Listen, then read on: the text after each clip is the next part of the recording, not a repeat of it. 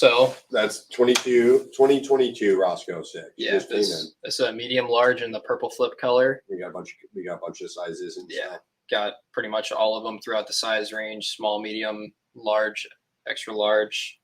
It's got a 10-speed Shimano Dior drivetrain, and then the Shimano, I think they're M200s. Yeah, you're getting a little ahead of yourself here, buddy. Hey, let's get your face in here because I don't want to talk to you without your face. I don't want to have to actually look at you. So the Roscoe's changed this year. I think that's kind of the big key thing, but not this one. The Roscoe 6 is exactly the same as it was in 2021. So same exact frame. The reason that's important to know is Roscoe 7, 8, 9 all are 29ers now. Yeah. So it's still a 27.5 plus bike. So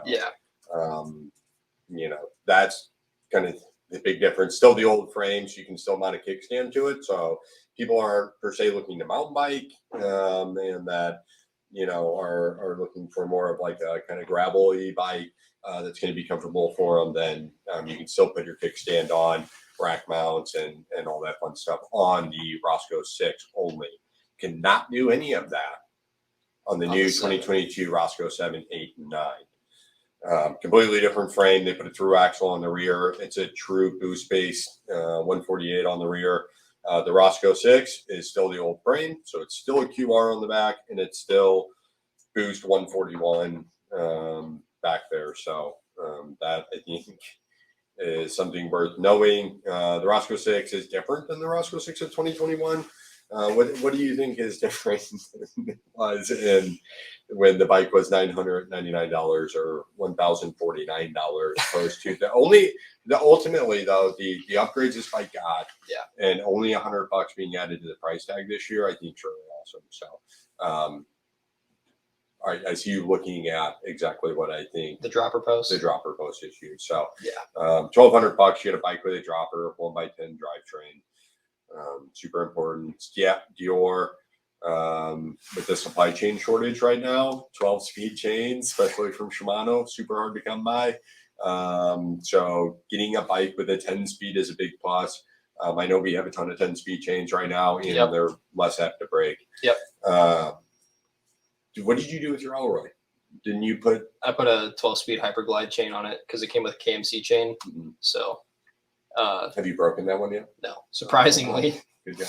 Yeah. All right. So an 11-speed. Drivetrain's 1x10. That's awesome. What was the head tube angle on this bike? I think it's 63.7.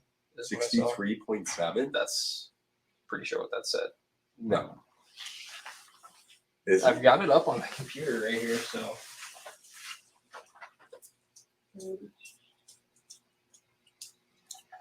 Oh no, I got it backwards. It's a 67.3 degree head tube angle. Gotta make some place leave. Come on, man. That's my first time in front of a camera. Okay, so you're nervous. All right. Yeah. So it's a cross country bike. Yeah. So same it's the same frame as the Pro Calibers or as the X Cals or whatever the cross country bike is. Yeah. I don't know much about those because we've never had them. So not super slack, pretty cross country geometry. Yeah. But the bike's going to be comfortable because of the plus tires. It's got square taper bottom bracket essentially. I don't know what the official term for that is. Why don't you bring the computer in a little bit closer on that crankset so you can take a look at it? So you can see that is not a standard crankset. So something to keep in mind if you're a bigger rider or you're planning on riding this bike aggressively, you're going to want to upgrade the crankset pretty immediately. It's essentially a square taper type of system. It's splined, but still it's going to work itself loose if you're hitting jumps and doing a bunch of wild stuff like that. So plan on upgrading that. You can get Shimano Holotech system and a BSA bottom bracket and kind of get a normal setup for your mountain bike that's going to be more durable for around $200 or something like that. So as your riding becomes crazier, that needs to be done. Move up to the fork here.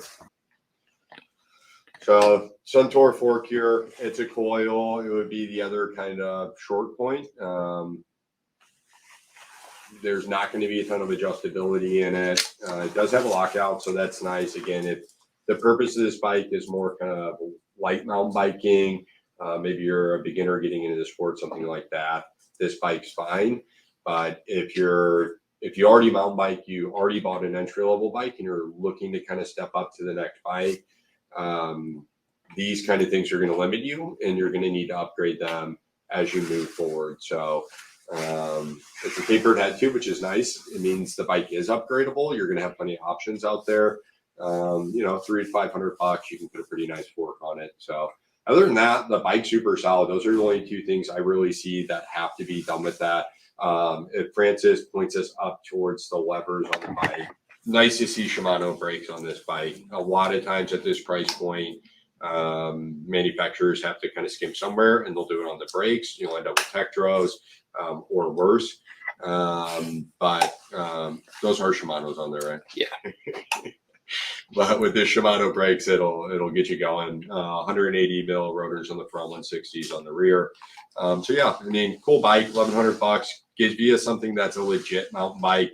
You know, within the first year or so, maybe plan on upgrading those cranks, and then maybe next year or the year after, get your air fork upgraded is a good idea. But pretty cool, $1,150. We've got a ton in stock. Yeah. Just in case anybody's watching this outside of St. Louis or the Missouri area, we cannot ship Trek bikes. You are more than welcome to purchase it online, to reserve it, and we will hold it indefinitely for you. But you'll have to come and pick up the bike in person. So we cannot ship those bikes. There's no funny way to get it to you. You will have to travel and come see us. We got a ton of parts and stuff. So definitely worth this day. Cool places to camp at in the area, some cabins, really cool things. So that's it on that.